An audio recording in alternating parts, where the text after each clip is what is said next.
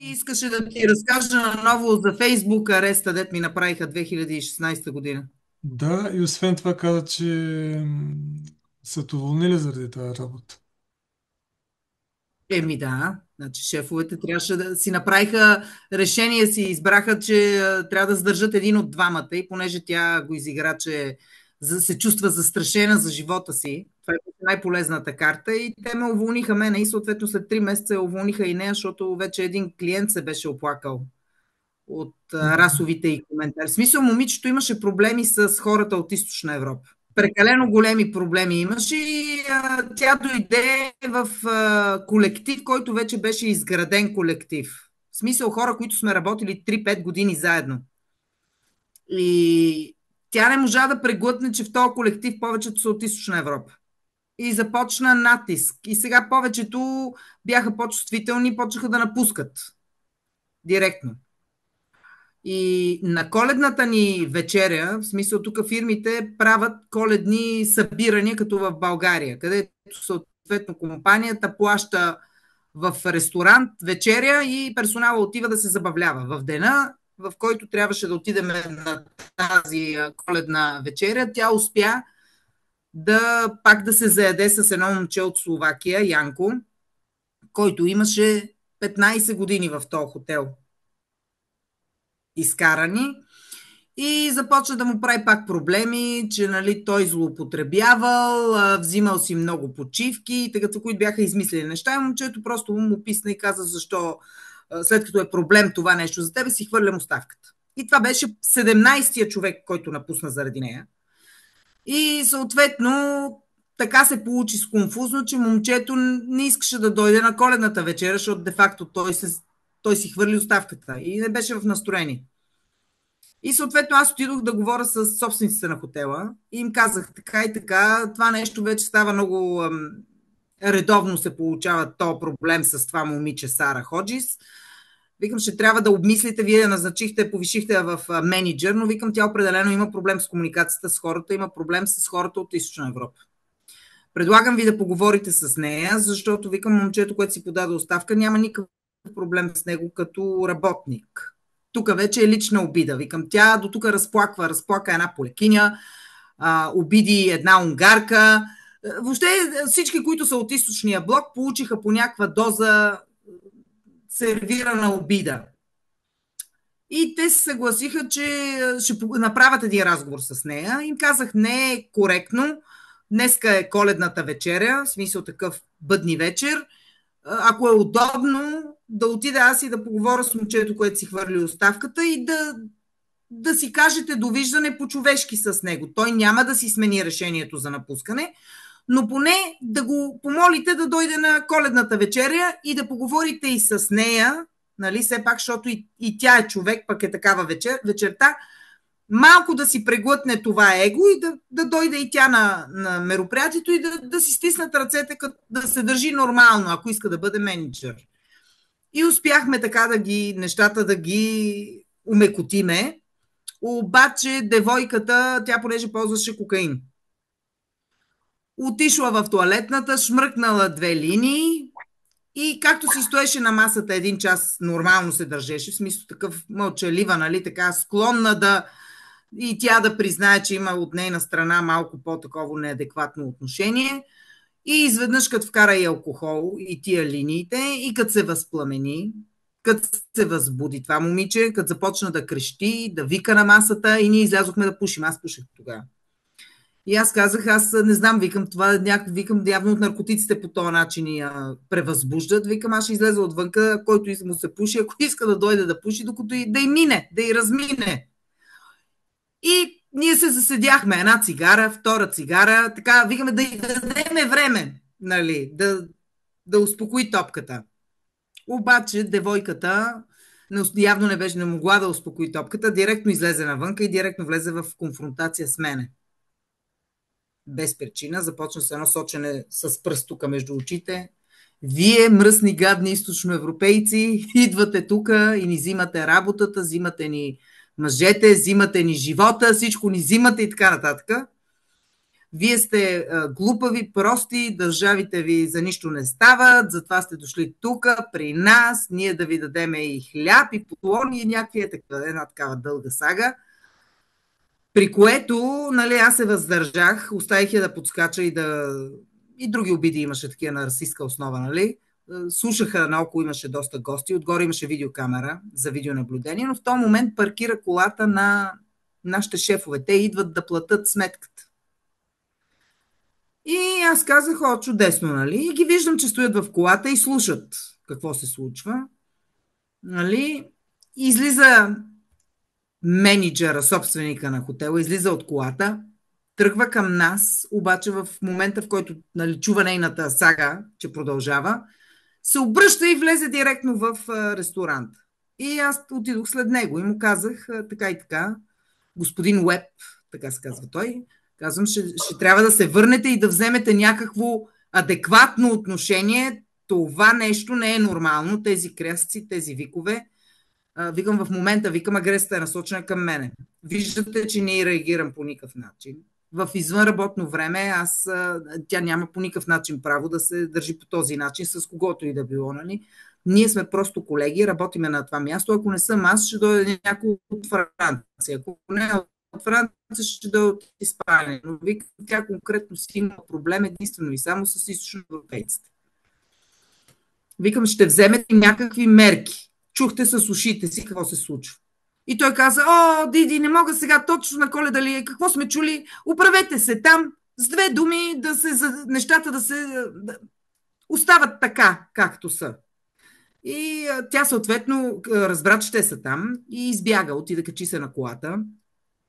Оттам вече, нали, всички бяха възмутени, защото и пияна се качи да кара.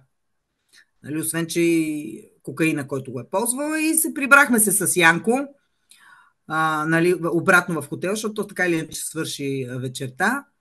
И аз му казах, на мен не ми е окей, нали, всичките тия обиди тази вечер да развали края на вечерта и на мене да скочи. Нали. Викам, така и така ми е в приятели във Фейсбук.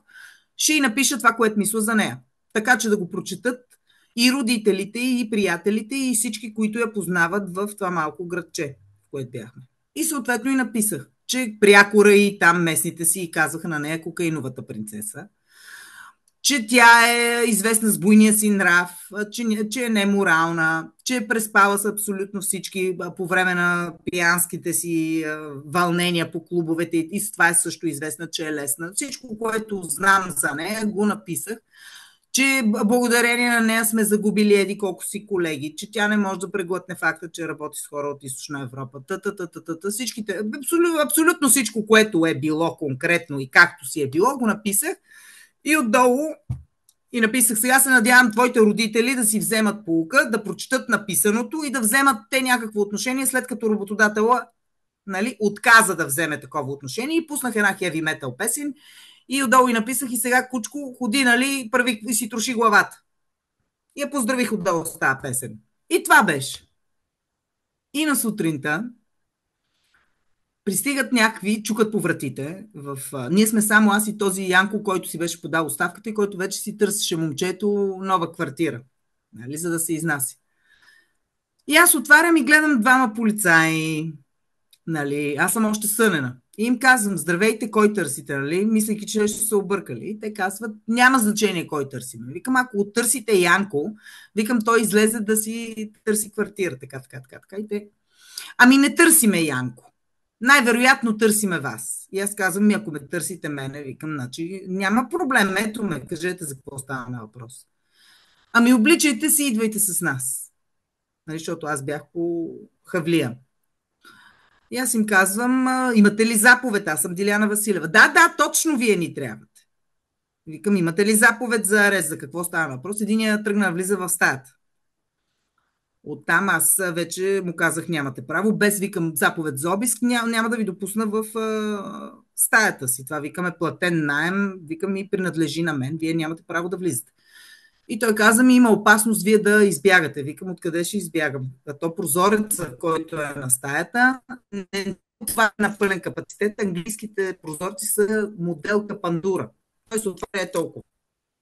Не може цяло да се отвори. И съответно те много добре знаят. И аз му казах, сега аз трябва да си направя един душ, да се преоблека, нали, да се облека в нормални дрехи, ще дойда с вас, за да ми обясните за какво става на въпрос, защо искате да правите арест. Защото те не знаеха защо ще правят арест. Те казаха, ние сме изпратени по сигнал за нещо, което вие сте написала във Фейсбук. И аз реших, че казвам ми, дайте да видим какво съм написала във Фейсбук и тръгвам да влизам във Фейсбука си и се оказва, че аз съм блокирана. Тоест Фейсбук не ме пуска мен да си влезе в собствения Фейсбук. Тоест, те имат някакви права при арест заради Фейсбук, нали, по Фейсбук сигнал, директно те изхвърлят от собствения ти акаунт и ти нямаш достъп до собствения си акаунт. Както и да е, изгоних ги от стаята, разбраха, че с мен няма да им е скучно, така да се каже. Останаха навънка, преоблякох се, взех паспорт, дрехи, така. Питах ги, нали, ще се слагаме ли белезници, защото бяха дошли с полицейска кола. Не, нямало нужда от белезници. Отидохме в полицейския участък. Там те ги приемат арестантите, влизате в един вход предверие, който е с такива врати, които се затварят. Влезете ли вътре, вие се затваряте и стоите в една стъклена клетка. И в тази стъклена клетка стояхме аз и тия двамата цървули 1 час. И на мене по едно време ми се доходи до туалетната. Гледам ги, че и те махаха там нещо, правиха сигнали на колегите си, обаче никой не дойде да ги даже попита, нали, да ги изведе тях самите от клетката. И аз отидох, чукнах ината, викам така и така, 1 час сме тук, викам, аз искам да ползвам туалетната. И отвориха, тия се избягаха на някъде двамата. Двамата, които ме арестуваха, си изчезнаха. И отидох на рецепция и казвам така и така, викам, тези двамата ме доведоха, ма викам, избягаха на някъде, за какво става на въпрос, кой ще ми обясни. И дойде там една служителка и каза, ами да, вие, вика, сте във връзка с Фейсбук, вика, стейтмент, нали, изказване, което сте направила във Фейсбук. Викам така, викам, кое от всичките, защото викам аз във Фейсбук. Имам доста изказвания, нали, за кое точно и конкретно ме арестувате, какъв е повода за ареста. И тя каза, аз в момента не мога да ви кажа, нали, ще трябва да изчакате работещия екип, който ще говори с вас, ще ви обясни, така. Добре, оставих си там портофейл, телефона ми го прибраха за преглед. Нали, казаха, че ще задържат телефона за обследване, ще влизат в телефона, какво ще търсят, какво ще гледат във връзка с престъплението. Аз още не знам кое е престъплението, както и да е. Влизам в килията и ги чакам. И минават 2 часа, 3 часа, 4 часа, дойдоха, пуснаха ми някакви бабички от някаква църква, които правили някаква анкета. Иначе много дружелюбни, като си в ареста. То ми носиха чайове, кафета, закуски, сникерси. Обаче никой не идва да си говориме защо съм всъщност там. И вече към 5 часа след обяда, това са 9 часа съм си аз в килията, вече на мене почна да ми стана нервно. И им казах, вижте какво, явно викам, вие си правите шега с мене. Викам, хайде да се обадиме сега в посолството българското, ама много е късно, не можем. Викам, ми по закон сте длъжни, така че викам, искам също така и служебен адвокат. И внезапно за около 5 минути се намери веднага екип и дежурен, който да говори с мене, който дойде, извини се, каза, че предната смяна забравила да предаде на втората смяна някакви такива глупости. Според мен просто не знаеха как да действат в конкретния случай. И снеха ми ДНК, взеха ми ДНК, пръстови отпечатъци, снимки, така както си е по учебниците, нали? Седнахме да говориме и той извади описанието на текста към това момиче. И казва, тук ние искаме да разбереме сега, вие да потвърдите, вие ли сте го написала това нещо. Викам, абсолютно съм го написала. Ама заставате ли зад думите? Викам, абсолютно си заставам зад думите. Викам, абсолютно това, което е написано, е точно, ясно и е така, както е. И съответно, нали, той каза ми, момичето, нали, Сара Ходжис, тя звънна, че сутринта, като се е събудила, като прочела текста и родителите го прочели. Викам, това беше целта. Викам, да го прочитат всички, които тя обидила по един или друг начин. Викам, тя се държа, викам, расистски вечерта, викам, и с мен, освен с всичките останали колеги. И викам, след като моите работодатели не решиха, че няма да взимат отношение и че за тях това не е сериозен проблем, викам, аз реших да го напиша лично на нейната стена. Тя ми, викаме, приятели, за да го прочитат и родителите, и другите хора, и така нататък. Сега те не знаеха за това нещо. Аз им казах, обясних им, викам, тя употребява кокаин. Откъде знаете? Викам, така и така. Този човек продават кокаин в градчето.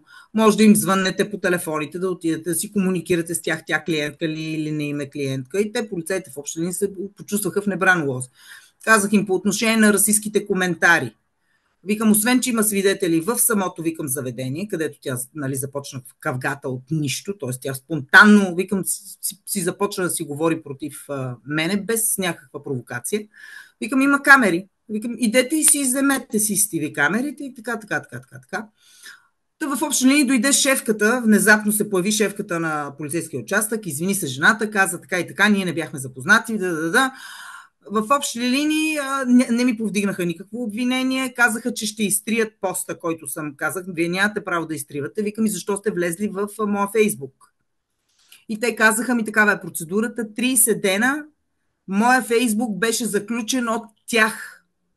Тоест без мое участие, без да съм им давала парола, без нищо, те имат някакъв достъп, който си го получават директно от Фейсбук. И аз им казах, за мен това не е окей, защото аз трябва да си поздравя семейни приятели и така нататък за Коледа, за Нова година. Викам, вие 30 дена, вие ме лишавате от месенджер, а това е начина, по който аз комуникирам. Второ, шефката на полицията ми каза, ние говорихме с вашия работодател и той ни помоли да ви предадеме. Работодателът ми е говорил с шефката на полицията, ви предадеме, че той ще прекрати вашия договор, защото иска да остави Сара на работа, а тя категорично отказва да работи с вас на едно работно място. Нали? И аз казвам, добре. И съответно пък полицайката обясни, нали, ако вашия работодател реши да дойде и да ви изхвърли от стаята, която, нали, ползвате там, обадете ни се и ние ще дойдеме да ви защитиме. Тоест, вашия работодател няма право да ви премахне от... И викам, това малко се обезмисля. Викам, значи Сара, ако е толкова оплашена, нашия staff accommodation или мястото, където живеехме, е на територията на хотела. Сега ние сме на 20 метра разстояние, тя ако е от такъв уплах страда, не би трябвало да е проблем, но това беше решението на самите собственици. Аз отидох и говорих с него конкретно още на другия ден и му казах така и така.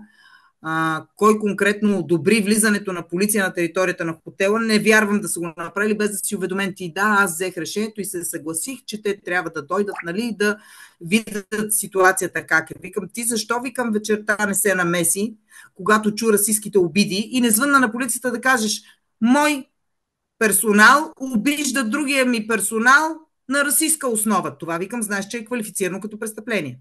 Тук вече си затвориха очите и той, и полицията. Защото аз им казах, имаш отправени расови обиди. Тя счела, това, че съм ми казала сега кучко ходи на майната си, това било като заплаха. Тя се чувствала застрашена. И аз казах, в какъв смисъл застрашена? Викам, че съм ми пуснала хеви метал песен да слуша отдолу. Това, викам, просто показва моите емоции, викам, в момента какви са. Не нещо. Не, тя била застрашена, защото аз съм била физически много по-силна от нея, много по-голяма. Викам, тя ако беше толкова оплашена, нямаше да идва да ме заплашва с пръст между очите ми. Нали? И тя обяснила, че се е притеснявала за сигурността си в къщи. Обаче, аз не знам тя къде живее. И затова им казах и на полицаите. Аз нямам идея къде живее това момиче. Не знам адреса, точния. Така че не знам каква застрашено се изпитала тя, при условие, че аз не знам къде живее и не ме интересува по принцип. Това беше в общи линии случая. Извиниха ми се, нали, качиха ме в кола, закараха ме до вкъщи, извиниха ми се за загубеното време, за загубения ден и няколко пъти ми казаха, че, нали, ако някой ме притеснява от хотела, ще ли да дойдат и да го арестуват и ме попитаха, нали, дали ще подам оплакване за расизъм срещу нея, за да арестуват нея. И аз тогава им казах така, тя няма да се промени и тези обиди расистски, викам, аз съм просто поредният човек, който е обиждан на тази база, те няма да спрат. И викам, рано или късно тя ще бъде уволнена заради това нещо, вярвайте ми. Викам, утре е 25-ти, Рождество Христово, нали, т.е. Коледа, викам, аз предпочитам да бъда по-блага И викам да й проста на нея ареста, защото викам, вие ще я арестувате и ще я държите по същия начин 12 часа тук в участък. И викам, оставете ги нещата така, те ще се натаманат. И в интерес на истината, наистина след 3 месеца на Великден, точно на Великден, много интересно съвпадение, тя по същия начин напада едно момче от Полша, изключително възпитано момче, изключително работливо и започва да се държи с него. Ти, източноевропеец, поляк, тук идвате нещастници, не сте научени на нищо, ние трябва да ви плащаме заплати, ние да ви обучаваме и други обиди, при което обаче един много богат клиент ги чува тези неща и звъни директно на собственика и казва така: ако вие този менеджер, Сара Ходжис, не го уволните в рамките на 2 часа, моята фирма и всичките мои познати спираме да ползваме вашия хотел тук, и те имат още един хотел на Сейнт Ан, по-луксозен, за такъв тип фирмени мероприятия, където се правят събирания, презентации. Там се събират по 100-200 човека, вземат зали, плащат се големи пари и са се принудили собствениците в рамките на един час са долетяли и са я уволнили. Това е цялата история. Това, което тогава мен ме впечатли, беше Фейсбук арест. Това ме впечатли мен. Че те наистина имат тази авторизация възоснова на написано съобщение или в случая аз бях написала на нейната стена, нали? Едно цяло така кратко послание. На базата на това нещо те могат да го интерпретират като заплаха и да те арестуват. И съответно ми го бяха изтрили, бяха ми блокирали достъпа цял месец. И не съм само аз, нали? Доста хора са били арестувани заради това, което са написали във Фейсбук. Интерпретацията е свободна и се дава възможност на полицията да интерпретира. Няма твърди правила, това и това може да се напише, това, защото аз не съм отправила физическа заплаха, нали? Ще дойда и ще те намеря и това и това. Няма такава заплаха. Имаше само описание тя какво представлява и да върви на майната си. Това беше. Тя е англичанка, кумбрийка, оригинална, изцяло оригинална англичанка. Това се случва в Килорглин. Пардон, в Грасмиер. А хотела как се казва или не е важно? Може да го кажем. Грант ет Грасмиер.